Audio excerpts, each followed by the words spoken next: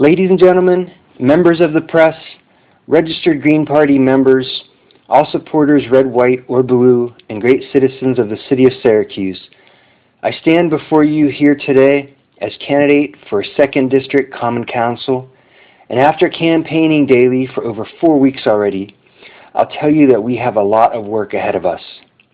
During that time, I've heard up close how too many people in our community are struggling to pay bills, feed their families, and feel safe in their neighborhoods. Just last week on Fitch Street in Skunk City, I spoke with a woman who was working a job at Walmart that paid her minimum wage and left her under the income poverty line each month, and wondering how she would survive the next, all while being underappreciated and concerned to the point where she nearly burst into tears while talking to me on the street. Which is why I call for an increase to our minimum wage up to a living wage.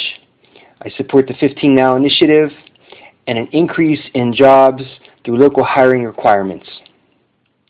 I see every day the houses that are vacant or uncared for by absentee landlords and sidewalk conditions in the wintertime forcing our carless residents into the street to walk about their business.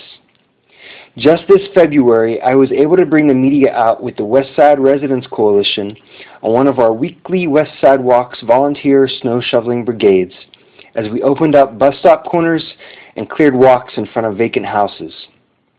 Now here we sit halfway to winter snow season again without a legitimate plan for making our communities walkable all year round.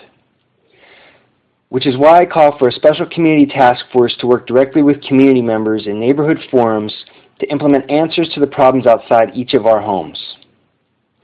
I recognize the failure of our system, which continually places people back into a position of helplessness instead of rehabilitation, and the failure of our leadership to provide adequate educational facilities and youth programs enabling success. This past Sunday night on Merriman Street, I met a single mother whose brother had just finished 6 years in prison for possession. Now he was having an impossible time getting a job because of his former mistake, which he has paid for, and is at risk for returning to a life of illegal activity when no legal employer will give him a second chance.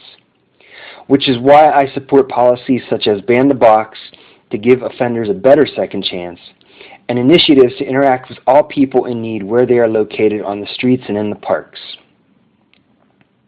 I tell them like I'm telling you, I am not making promises.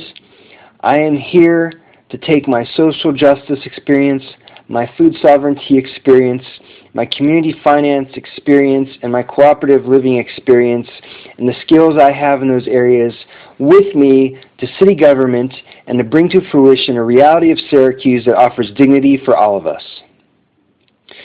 Today we launch our series of community forums to bring a proactive government presence to our neighborhoods. This evening, July 8th at 7 p.m., we will meet at Brown Memorial Church on the corner of Davis Street and South Geddes Street. Later this month, we will be at 754 Barbershop on North Salina Street, and in early August in the bowling alley of the Polish Home on Park Avenue. 2 nights ago, I experienced the grief and frustration that our community is feeling during the Light the Night Silent March. The ultimate goal of city government should be to facilitate communication, be proactive instead of reactive, treat everyone as equals, and ultimately to end poverty. And until that day comes, I won't stop speaking or working towards those goals. Help me create lives of dignity in a city that works for all of us. Thank you for your vote.